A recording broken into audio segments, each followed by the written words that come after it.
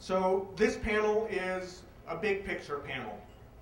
It's talking about what are the drivers for the oil and gas industry, and especially what are the drivers for the gas boom. And what are the options? What are the options to the gas boom? There aren't simple answers to any of this, and this panel will discuss some of them.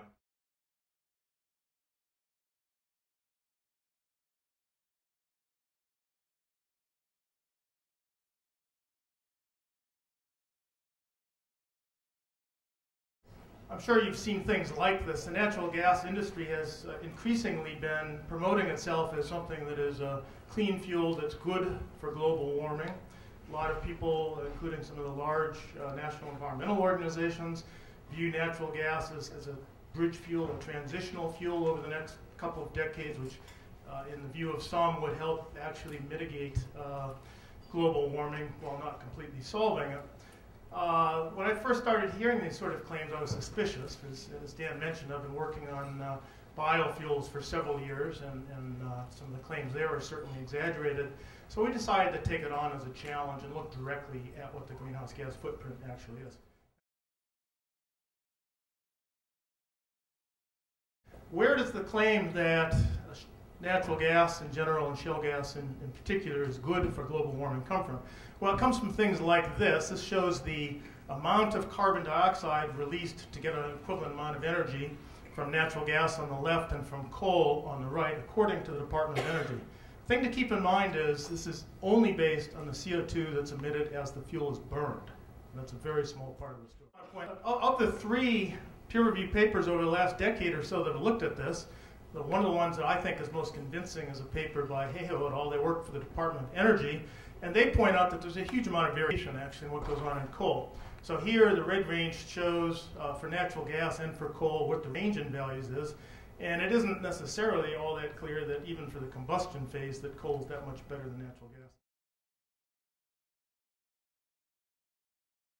So what about the indirect emissions? And I'm just pulling this slide together. These are the direct emissions, again, just the carbon dioxide that's released when we burn the fuel for an equivalent amount of energy in each case.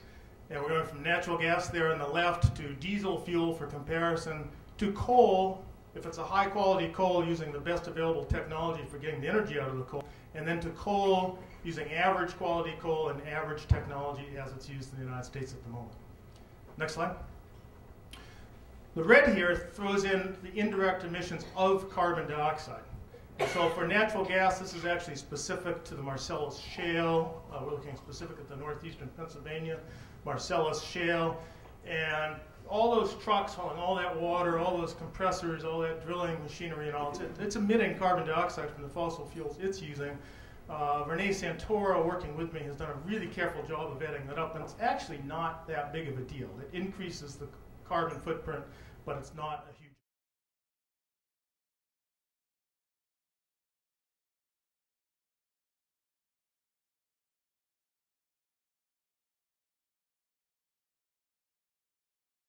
That into perspective. So on the left is the natural gas footprint overall. The blue on the bottom, again, is the direct CO2 as it's burned. The little red is all that CO2 released from the trucks and the drilling and things. And the purple is the methane leakage. The solid purple is the low-end estimate, and the hatched number up there takes you up to our high-end estimate.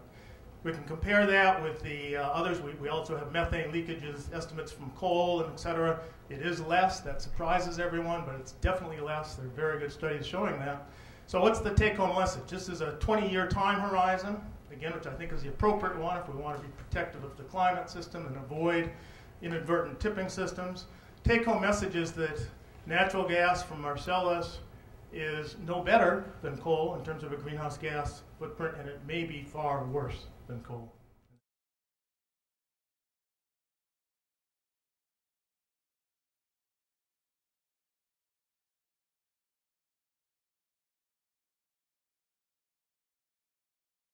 My presentation is entitled Shale Gas or Shell Game. I'm a puzzle fiend, and as anyone who is also a puzzle addict knows, puzzles are all about patterns. Relatively early on in this process, I began to see some patterns emerging in shale gas, which I'd like to share with you today. We're going to explore several different patterns and then hopefully tie them all together in a more comprehensive whole, which also may give some insight into what may be going on behind the scenes and how your communities can use this information. Historical production data that's actually filed with the Railroad Commission. I did not make these numbers up. These are not assumptions. This is actual production data. Turns out that the average Barnett Shale well life is not 30 to 40 years, it's 7.5 years. 70% of predicted production in horizontal wells has been produced already by the end of year 5. Horizontal completions have not proved to be economically viable. There's been absolutely no improvement in well performance over time in spite of the industry's claims that they've gotten so much better at this. The frac data from Barnett Shale shows a play where fracks literally exploded, fracking stages literally exploded in 2009, but initial production remained flat, and it shows that it's a play in severe decline, and it's not that old. And now we have some production data coming out of Haynesville, which is corroborating the data from Barnett. Monster wells. It's one of my favorites. Monster wells are the darling of the press and the industry's PR departments. Because of the way these wells are fracked, a lot of gas comes online very quickly as initial production. In a conventional well, the IP, as it is called, and so I don't have to pay $1, it is a good indication of what the well will produce over its life. The operators told us that we could use essentially the same assumptions with shale gas wells and that we had used with conventional wells, and that whatever the IP number was, that would tell us how much was in reserve. In fact, the SEC, Securities and Exchange Commission, even allowed accounting rule changes for these companies, which enabled them to essentially book reserves based on these initial production numbers. Now you may be wondering, well, so what? Well, it's important because the industry loves to announce monster wells because they can then book the reserves immediately and borrow a whole lot of money. There was just one problem, as it turned out. Based on historical production data filed with the Railroad Commission, we found out that there was absolutely no correlation between initial production and ultimately recoverable reserves. That means that reserves are almost certainly overestimated by a factor of possibly as much as 300%. In even simpler terms, these companies have borrowed huge amounts of monies based on the reserves that they may not be able to pull out of the ground.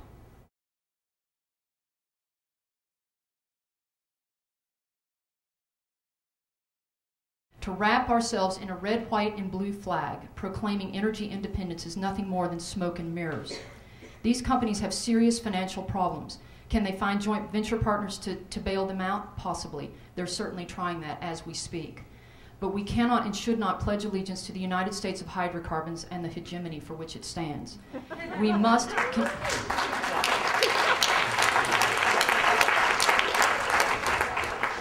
We must continue to look beyond to alternative sources of energy. My guess is that unconventional gas and unconventional oil are desperate attempts to keep a game going that has proved spectacularly lucrative for those involved. I call it a desperate attempt because it's too expensive to produce, and that does not make good business sense.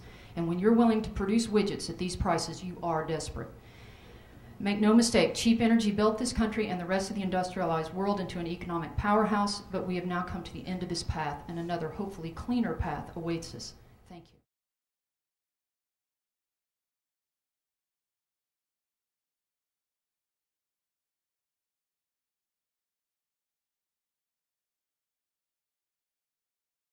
If we allow LNG to be exported, liquefied natural gas, domestic natural gas to be exported with liquefied natural gas terminals, that is going to drive up extraction of domestic natural gas.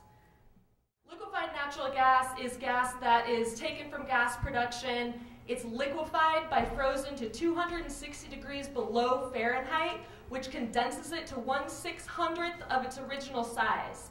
And this then allows that shipment to be tanked around the world in huge tanker ships, regasified at an importation terminal, and then piped to the consumer base.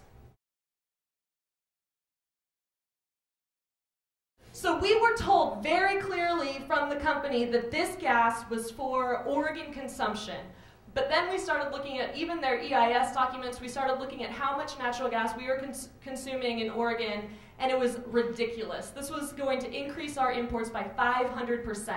So then we finally got the industry to admit that this gas was to import to the California market. It wasn't for Oregon at all. So they were just going to go right through our state to bring the gas to the big market. And our governor, which we relied on this quote a lot, I'm going to admit, said we do not need to import LNG because we can use domestic sources. The market analysts say that for exporting domestic natural gas to be profitable, there only needs to be a price difference of $2 to $3 between domestic natural gas and the amount of money that the European and Asian markets are paying for natural gas. Right now, and for the last few months, the US has been between $3 and $4 per BT, what is it? Right, okay, thank you. While Japan, China, and the European markets have been 10, 11, 12. Next.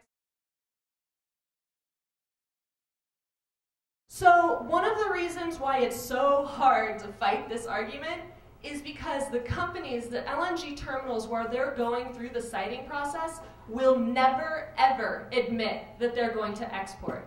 And the reason for that is to get their FERC certification that grants them the right, Federal Energy Regulatory Commission, that grants the company the right of eminent domain over people's land in Oregon. In order for them to get that certification, they have to prove that there's a public benefit. Well, it's not much of a proof because it's FERC, and they approve everything and let the market decide.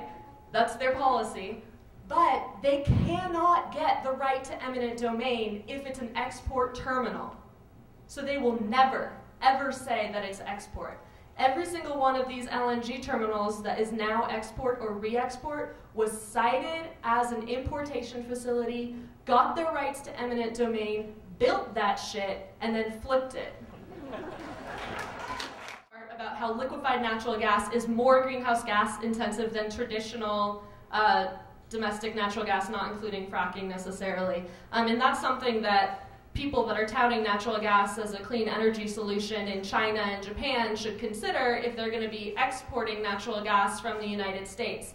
Because of that huge life cycle process and all the power that's involved in liquefying it and then shipping it and then regasifying it, that will increase the greenhouse gas emissions from traditional natural gas by up to 25%.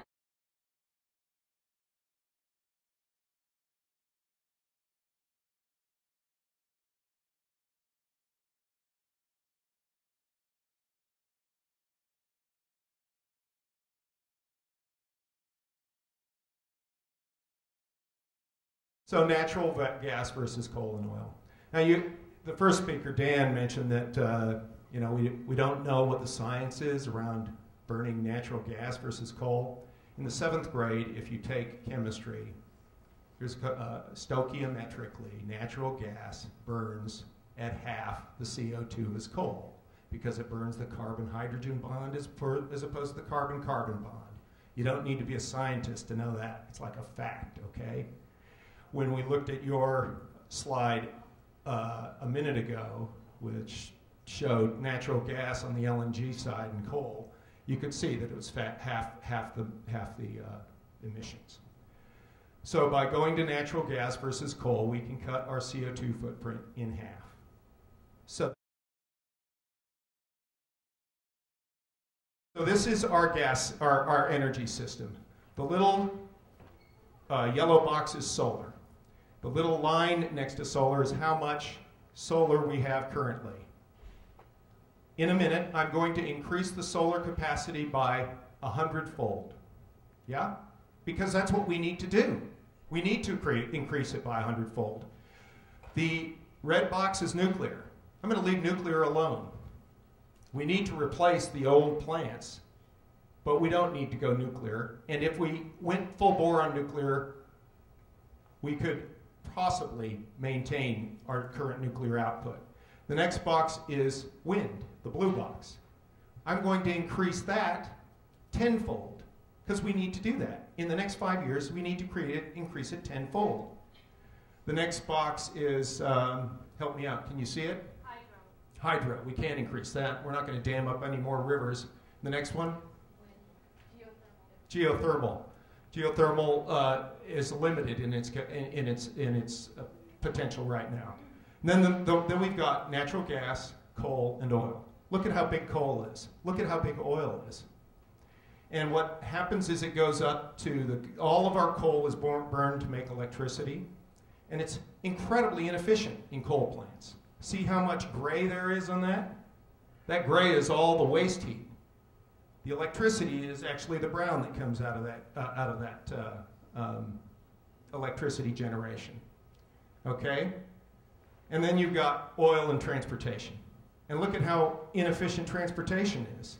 The black is the actual energy. The gray is all the waste heat. So efficiency is absolutely essential. We've got to reap the benefits of efficiency. Absolutely. So let's go forward and increase those values in the next 5 to 10 years. One more.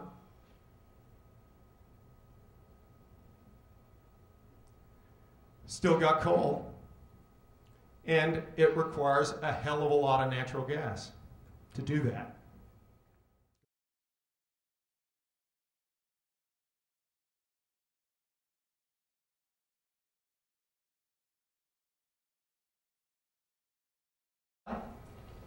But I think it's actually more useful to think about it in terms of what we use oil and gas for. And some of these categories transcend the different categories of where we're using gas. And basically we use fossil fuels to do 5 things in our economy. We use it to heat water, we use it to heat air, we use it to generate electricity, we use it to power machinery, and we use it to make stuff. And by stuff, I mean chemicals, asphalt, plastics, fertilizers, the whole gamut that comes out of the petrochemical industry.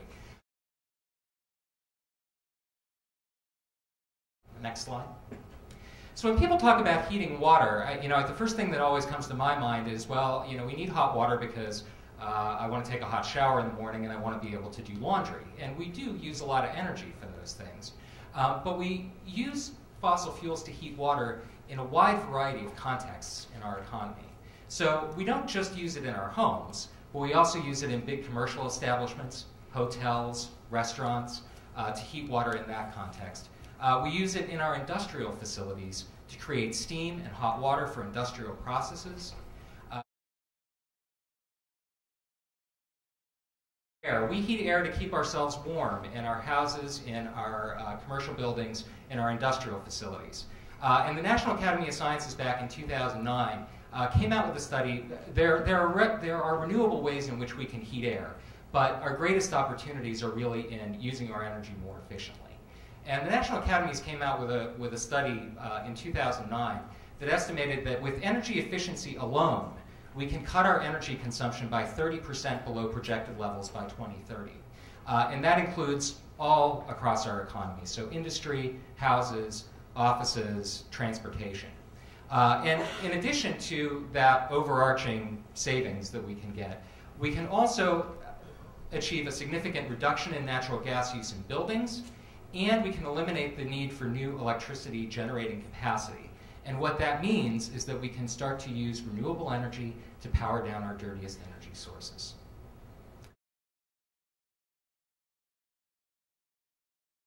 What's standing in our way? A few things. One of them is financing or high upfront costs. Very few people can afford to buy 20 years of electricity at one shot, which is what you do when you buy solar panels. It is a very simple and straightforward thing to come up with financing mechanisms that enable people to reap those benefits right away. Knowledge, both on the part of individuals and I think on the part of government officials and providers.